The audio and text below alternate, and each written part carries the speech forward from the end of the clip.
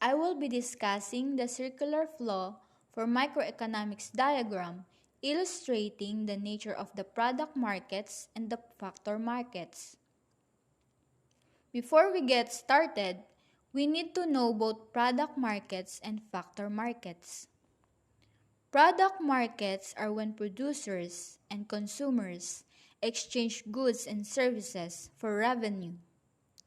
That's something we face every single day, whether we're buying clothes, gadgets, or purchasing services as we do in Jollibee. And the factor markets is a little bit different. For example, in employment, there is an exchange of money for a factor of production. Let's talk about the two entities that existing in circular flow. Those are producers or the firms and consumers or the households. Producers create or produce goods and provide services, and consumers buy those goods and services with money. What is the set of exchange of those two? Well, their set of exchange is actually very simple. For example, I went to Jollibee to eat. I am actually purchasing the service of the meal, not having taken it myself and clean it after by myself. What do consumers give to producers in exchange for goods and services? Well, they give them money, the revenue. And collectively, all of these goods and services being an exchange for revenue is what we call product markets. Producers don't produce goods and services out of thin air. They need the four factors of production to produce. These are land, labor, capital, and entrepreneurship. Land is a fixed factor of production. Labor refers to human resource participating in the process of production. Capital refers to productive assets. And entrepreneurship, they need somebody to take a risk, to organize, and open up a firm in order to create job opportunities, and also to produce goods and services. Clearly, consumers initially are in all of these things, and they sell these factors to producers not for free. They are expecting some exchange, and collectively, we call this the factor of payments. These are rents, wages, interest, and profit. So each of the factors are exchanged for specific factor payments. Land, the exchange for that is rent. For example, you rent a space in a commercial building. A building is in a piece of land. Labor is for workers. The exchange of that is wages or salary. Capital is typically purchased by producers to produce more and expand. And a lot of times, they need to borrow that, and the exchange of borrowing is interest. And entrepreneurship is a fancy word for investors, I guess, expecting to get profit. So, collectively speaking, the four factors being an exchange for the factor of payments is what we call the factor markets. Price goods or zero priced goods. This is a resource such as sunlight or air which is abundant, that its availability is not constrained on economic activity. The other one is economic good or positive price goods. These are the goods or service which command a price. Economic goods are those which have a price and their supply is less in relation to demand or is scarce resource having alternative uses. For example is land is scarce and is capable of producing rice or sugarcane. Chapter 3: Market Demand and Market Supply. Number 1. Market. Transactions between buyers and sellers. Forces of demand and supply. A market is a place where two parties can gather to facilitate the exchange of goods and services. The parties involved are usually the buyers and sellers. Marketing is the process of getting people interested in your company's product or service. This happens through market research, analysis, and understanding your ideal customer's interests. Marketing is the process of getting people interested in your company's product or service. This happens through market research, analysis, and understanding your ideal customer's interest. Marketing pertains to all aspects of a business, including product development, distribution methods, sales, and advertising. Conditions for market formation include the existence of buyers. Buyers who expect a payoff in terms of the satisfaction of a want or a need, referred to as utility. Purchasing power, which enables buyers to convert their wants or needs into effective demand. Next is the sellers. Sellers who expect a payoff, firstly in terms of the revenue that they need to cover their production cost, and secondly to generate a profit, which is excess revenue over cost. Means of communication. Communication is important between the buyers and the sellers so that the preferences can be indicated. Means of communication. Communication between the buyers and the sellers is important so that the preferences can be indicated and the goods and services offered for sale. Next is knowledge is balance between buyers and sellers so that one party cannot persistently exploit the other part by withholding relevant information. Markets can break down when information is not available to all parties. The medium of exchange. This is to facilitate a market transaction, namely money or credit. The ability to pay at a later date. This is called deferred payment. A legal system which enables both buyers and sellers to be protected through civil law such as contracts and through criminal law such as laws against theft. Property rights, so that the individual sellers have the right to sell and the buyers have the right to buy and to own what they have bought. In addition, markets require a financial system to enable individuals and firms to borrow if they need to, and in order to save when they have surplus funds. So next, let's tackle about the supply and demand. Demand, a list of quantities of a good that a consumer is able and willing to buy at various alternatives prices. So basically, demand refers to the qualities of a service that buyers are ready and able to purchase at different prices during a period of time in given market. In law of demand, there is an inverse connection between price and quantity demanded in one product or services. So dito, kapag bumababa ang presyo, tumataas ang dami na bumibili. Kapag mataas ang presyo, bumababa naman ang mga mamimili at mga gustong bilhin ng mga mamimili. Ceteris paribus. All else remains the same. So the example here is, diba, before we buy something, we are looking first at the price, right? So there are three concepts of demand.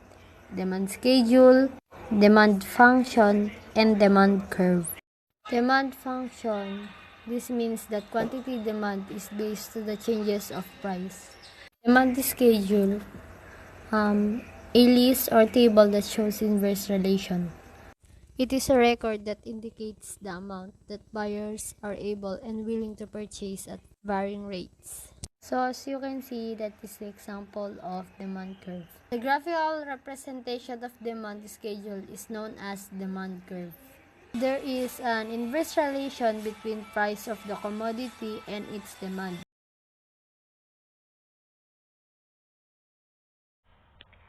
Non-price determinants of demand refers to the factors other than the current price that can potentially influence the demand of a service or product and hence result in a shift in its demand curve.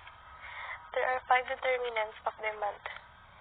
First, income. Second, taste and preferences. Third, the prices of related goods or services. Fourth, expectations. And last, number of buyers. 1. Income. Superior or normal goods. Direct relation. As income rises, the demand for this good also increases, vice versa. Interior or gifted goods. Inverse relation. As income declines, the demand for this good increases, vice versa. So, when income rises, so will the quantity demanded. When income falls, so will demand. Number 2. Taste and preferences. Direct relation. Social environment, culture, demographic profile, population, religion, tradition, and age.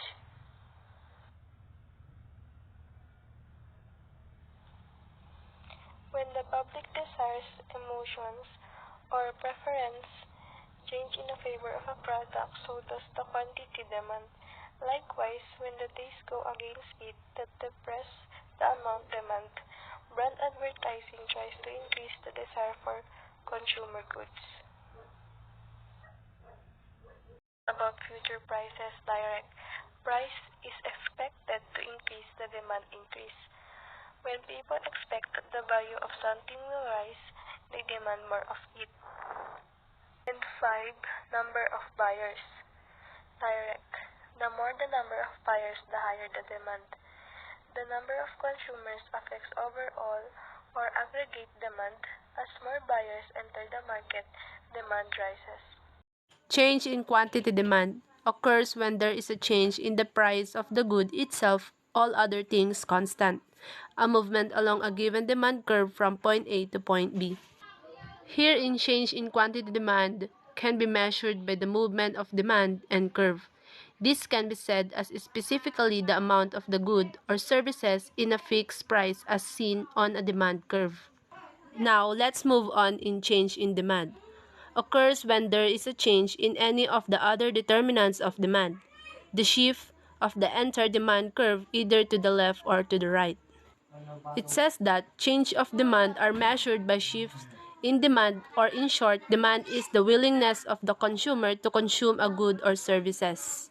Now, let's move in the types of demand. First, the individual demand. It is the demand schedule or curve of a single buyer. Second, the market demand. It is the sum of individual demand, the demand schedule or curve of all buyers of a good or services.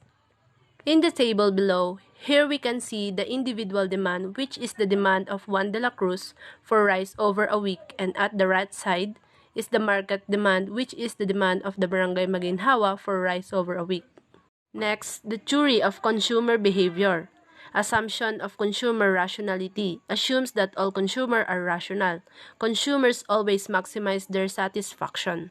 It says that predict how consumers make purchasing decisions and show markers how best to capitalize on predictable behavior, though impulse purchases are a significant part. Supply. It is a list of quantities of a good that a suppliers is or are able and willing to sell at various alternatives prices. So here in supply, this is the willingness and ability of producers to create goods and services to take them to market. Furthermore, supply is positively related to price, given that at higher prices may generate increased revenue and profit. Quantity supplied, amount of goods or services that the sellers desire to sell. In quantity supplied, this is the quantity of commodity that producers are willing to sell at particular price and at a particular point of time. The law of supply. Law of supply is a microeconomic law that states that all other factors being equal, as the price of a good or service increases, the quantity of goods or service increases.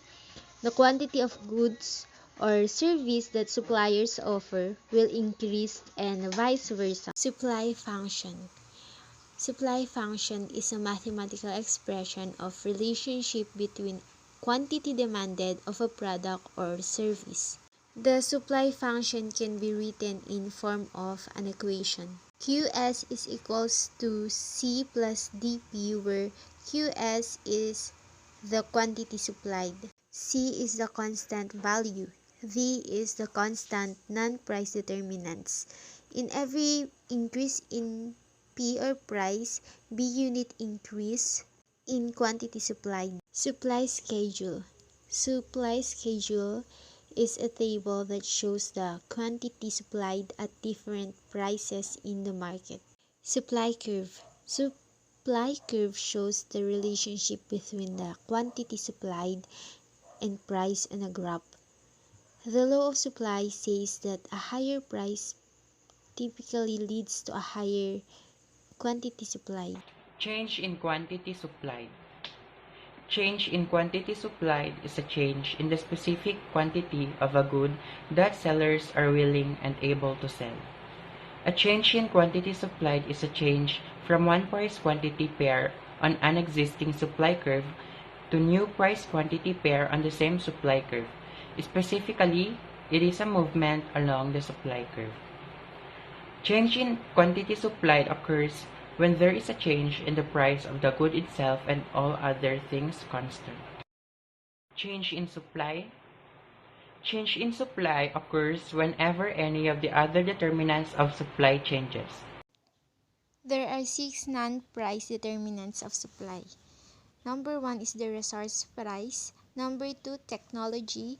Number 3, prices of related goods or price of competing products. 4, firms' expectations. 5, number of suppliers. And 6, taxes and subsidy.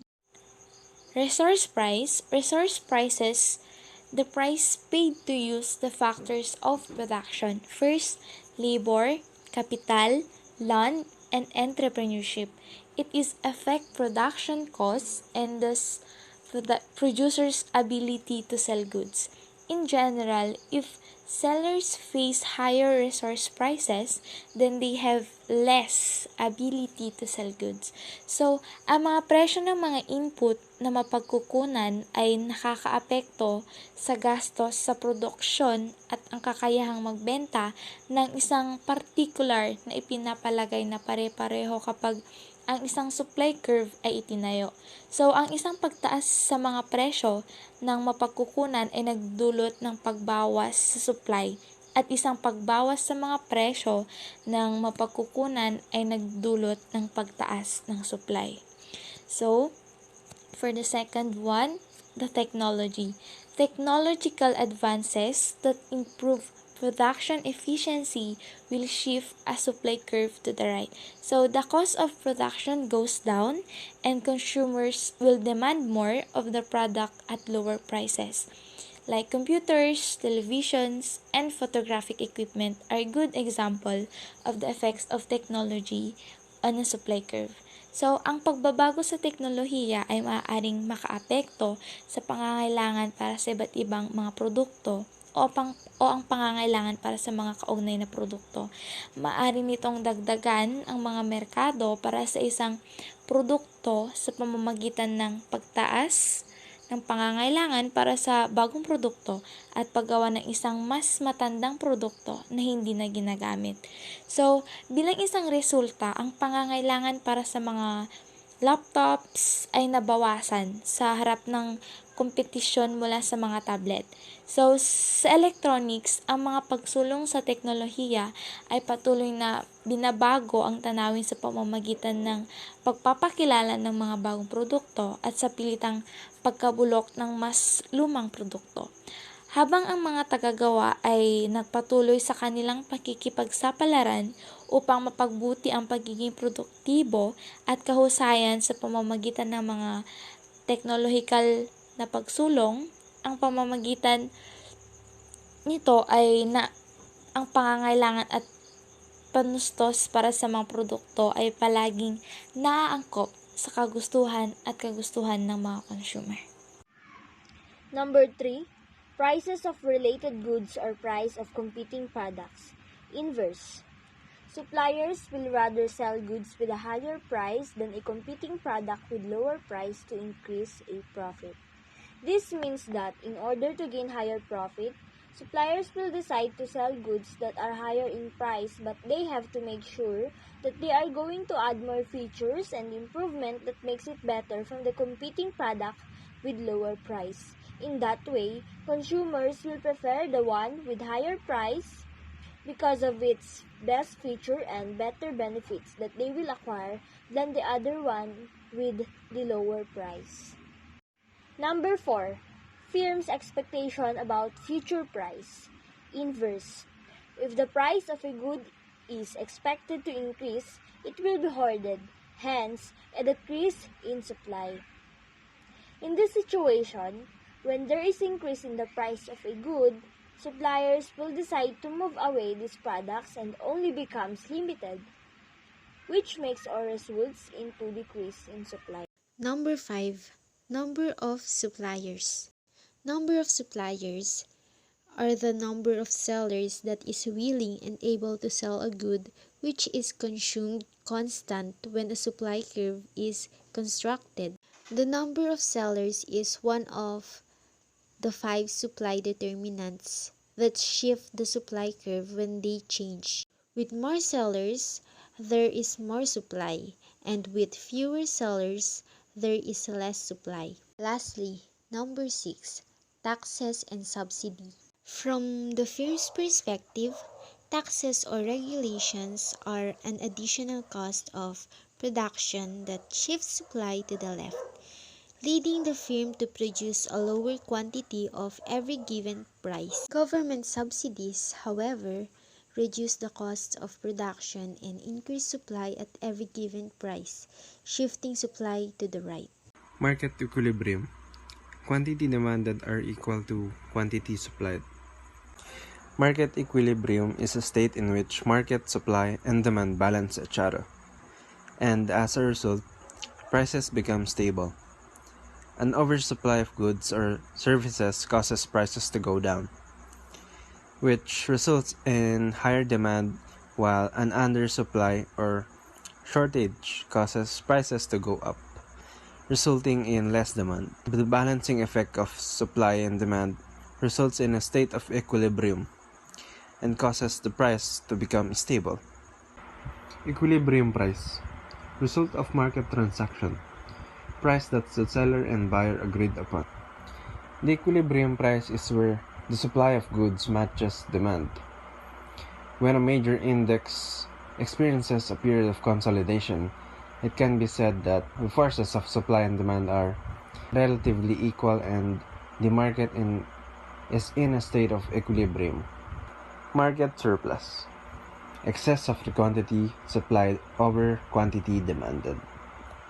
Market surplus is a condition in the market where price market have risen too high, causing the quantity supply to be greater than quantity demanded.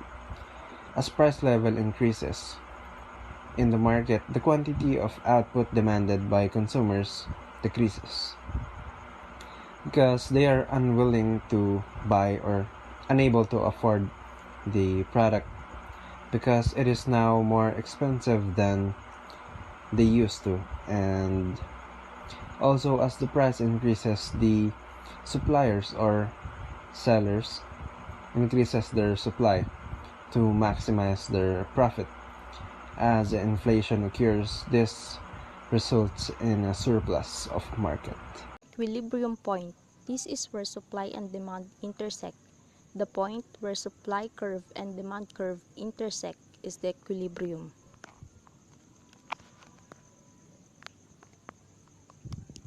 Surplus. Describe the amount of an asset or resource that exceed the portion that's actively utilized. It occurs when the quantity supplied is greater than quantity demand. Example, when you cook a food or a meal and you still have food remaining after eaten, that is surplus. Shortage, a situation in which there is less or something. In economics, the shortage occurs when demand is greater than supply. Example, temporary supply constraints. Its example, supply disruption due to weather or accident at a factory. Effect of a change in demand or change in supply on market equilibrium. There are four generalizations. First is A. An increase in demand will cause the equilibrium price to rise and quantity supplied will increase. B. A decrease in demand will cause the equilibrium price to fall and quantity supplied will decrease. C. An increase in supply, all other things unchanged, will cause the equilibrium price to fall and the quantity demand will increase. D. A decrease in supply will cause the equilibrium price to rise and the quantity demand will decrease. For example, suppose a luxury car company sets the price of its new car model at $200,000. While the initial demand may be high due to the company hyping and creating buzz for the car, most consumers are not willing to spend $200,000 for an auto. As a result, the sales of the new model quickly fall, creating an oversupply and driving down demand for the car.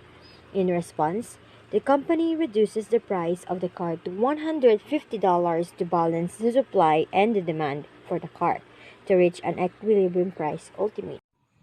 Effect of simultaneously change in demand and supply. There are four different scenarios that can happen with the simultaneous change. We can have both demand and supply increase together, both demand and supply decrease together, and opposite effect, which is demand increase while supply decrease, and vice versa. Demand is decreasing and the supply is increasing. So there is different between effect on the equilibrium quantity on the equilibrium price in each situation. Now, let's understand what happened when demand and supply simultaneously change. What we'll do if we see cases where both are simultaneously changing, and we will study the effect of such change on the equilibrium. For example, in this case, D is the original demand line and the D1 is the new demand line. We can see that D1 line is above the original D demand line. This means the demand has increased. Another, we have the line S, which is the original supply line, and then we have S1 line is on the right side of the original supply line. That means supply also increased. So in this case, both demand and supply are increasing at the same time. Both are simultaneously increasing. So take the original case where D line is cutting the S line at point E. So we see that Q is the equilibrium quantity and P is the equilibrium price. But what happens when both increase, demand increase and the supply also increased? Let me tell you in this case, demand and supply increasing by the same amount, same fractions, and same proportion. What happens is the price remains constant because we've seen that when demand increases and supply remains constant, price tend to go up and supply increases, demand remains constant. What happens is price tend to come down. So both the action tend to negate each other. By increasing demand, the price goes up. By increasing supply, the price comes down.